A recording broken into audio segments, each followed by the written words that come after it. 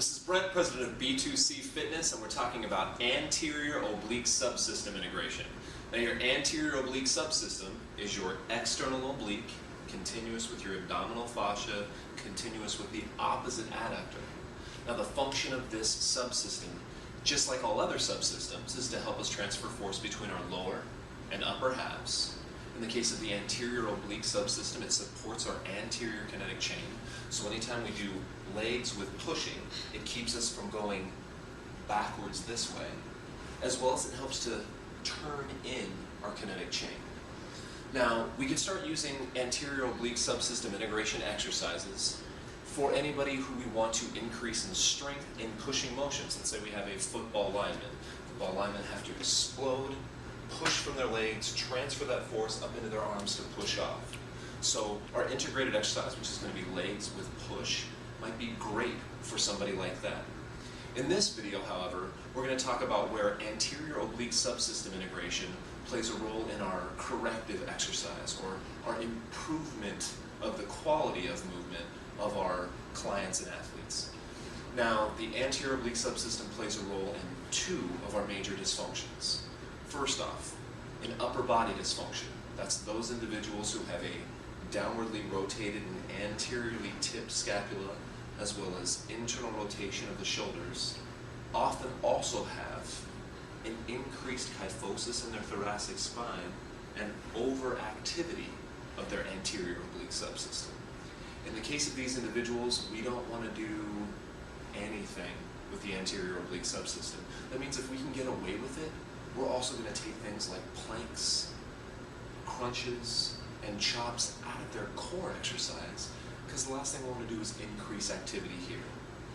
Now, in those individuals with a lumbopelvic hip complex dysfunction, specifically an anterior pelvic tilt, now we have underactivity of the anterior oblique subsystem. In fact, we have underactivity of both the anterior oblique subsystem and the posterior oblique subsystem.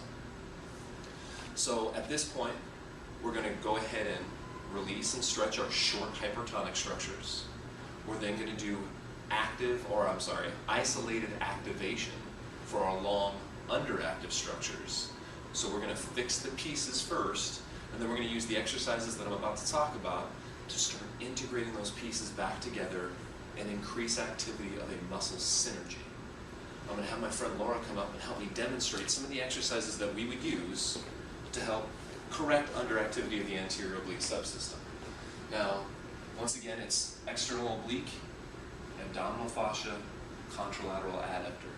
The first thing we would have Laura do, all right, and Laura does have an anterior pelvic tilt that we've been working on, probably the first thing I'd have her do is a static chop pattern to start increasing activity here.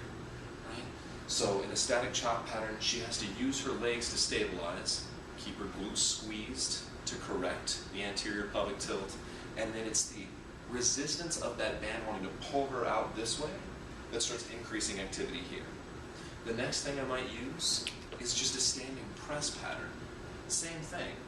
She has to use her glutes to stabilize, correct her pelvic position, and then that pushing this way creates a much longer lever arm and a lot more force for her anterior oblique subsystem to support.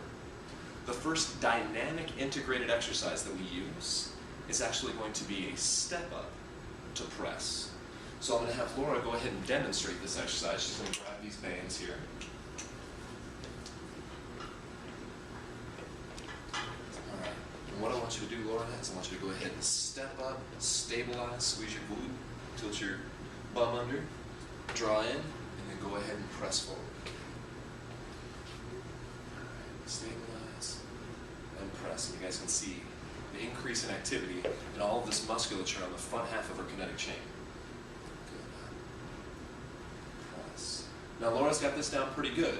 I might start trying to progress this exercise. The first thing I'm going to have Laura do is go ahead and put this handle down. So now Laura doesn't just have to support this way, but now she's also got to support the fact that just one band is going to want to turn her out. Notice that I use the arm opposite of the leg that she's using to step up on the step up. So let's go ahead and see that one. Step up, step up. All right, one more time. Go ahead, step up. anything, guys, make sure that you have somebody reach for you, which is a good cue. We want somebody either leaning forward slightly or maybe turning in slightly. The last thing we want to see is Laura kind of pushing and then turning out. All right, go ahead and step back. Good. And the next progression we could utilize is we could actually go transverse plane to unilateral step up. So now we start turned out, and I'm forcing Laura to use her anterior oblique subsystem to support, turn her in, stabilize, and then press.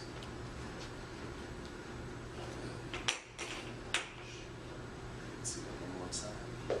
So rather than turning before you step up, I want you to keep that foot planted and then turn with this leg. Good. And then up. Good. All right. Nice and slow all the way back down. Good. All right. Make sure you turn back. One more turn.